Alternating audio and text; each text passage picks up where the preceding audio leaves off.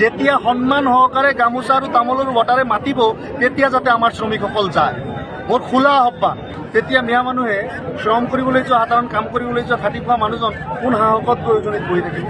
আজি তাতে অভাৱ হৈছে নহয়, ইটা ভাটাত শ্ৰমিক নাই, অমুক উদ্যোগটোত শ্ৰমিক নাই। যেতিয়া সন্মান সহকাৰে গামোচা আৰু তামোলৰ বটাৰে মাতিব তেতিয়া যাতে আমাৰ শ্ৰমিকসকল যায়। মোৰ খোলা আহ্বান যে শ্ৰমিকসকল কাম কৰিবলৈ জেগাৰ অভাৱ নাই।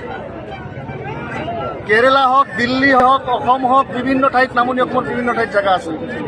গাঁৱতো এতিয়া হাজিৰা কৰিলে 500 টকা পায়। গতিকে গাঁৱতো বহুত লেবাৰৰ অভাৱ আছে। গাঁৱতে পাৰিলে কাম কৰাৰ ব্যৱস্থা কৰক।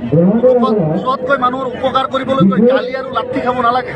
এইটো বিশৃংখল মানুহ, শৃংখল চলীয়া কোনো শৃংখল নহয়, এইটো বিশৃংখল মানুহ। কেতিয়া তেওঁ কি কয় নাজানো, চৰকাৰে তেওঁক সম্ভৱতঃ পুহি ৰাখিছে, নহ'লে তেওঁ বন্দুকৰ কথা কয়, AK-47 কথা কয়, শ্ৰমিকক মাৰধৰ কৰে, সেইবিলাকৰ হটবলুকুনিত লিপ্ত থকাৰ পিছতো সেই মানুহজনৰ ওপৰত কোনো একশ্যন নহয়, কি হ'ব আৰু? যেতিয়া সন্মান সহকাৰে গামোচা আৰু তামোলৰ বটাৰে মাতিব তেতিয়া যাতে আমাৰ শ্ৰমিকসকল যায়।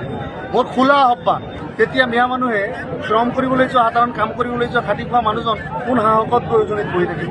আজি তাতে অভাৱ হৈছে নহয়, ইটা ভাটাত শ্ৰমিক নাই, অমুক উদ্যোগটোত শ্ৰমিক নাই।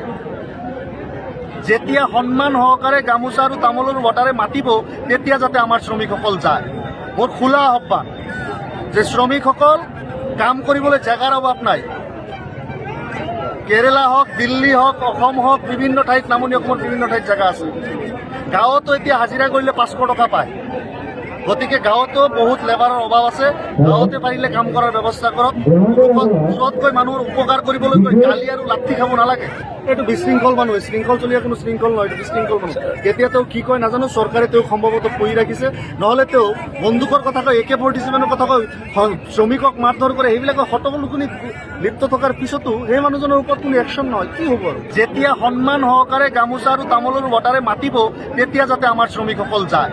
মোৰ খোলা আহ্বান। তেতিয়া মিয়া মানুহে শ্ৰম কৰিবলৈ যোৱা, সাধাৰণ কাম কৰিবলৈ যোৱা খাটি খোৱা মানুহজন কোন সাহসত প্ৰয়োজনীত বহি থাকিব। আজি তাতে অভাৱ হৈছে নহয়, ইটা ভাটাত শ্ৰমিক নাই, অমুক উদ্যোগটোত শ্ৰমিক নাই। যেতিয়া সন্মান সহকাৰে গামোচা আৰু তামোলৰ বটাৰে মাতিব তেতিয়া যাতে আমাৰ শ্ৰমিকসকল যায়। মোৰ খোলা আহ্বান যে শ্ৰমিকসকল কাম কৰিবলৈ জেগাৰ অভাৱ নাই। কেৰেলা হওক, দিল্লী হওক, অসম হওক, বিভিন্ন ঠাইত নামনি অসমৰ বিভিন্ন ঠাইত জেগা আছে। গাঁৱতো এতিয়া হাজিৰা কৰিলে 500 টকা পায়। গতিকে গাঁৱতো বহুত লেবাৰৰ অভাৱ আছে। গাঁৱতে পাৰিলে কাম কৰাৰ ব্যৱস্থা কৰক। দূৰতকৈ মানুহৰ উপকাৰ কৰিবলৈ গৈ গালি আৰু লাঠি খাব নালাগে।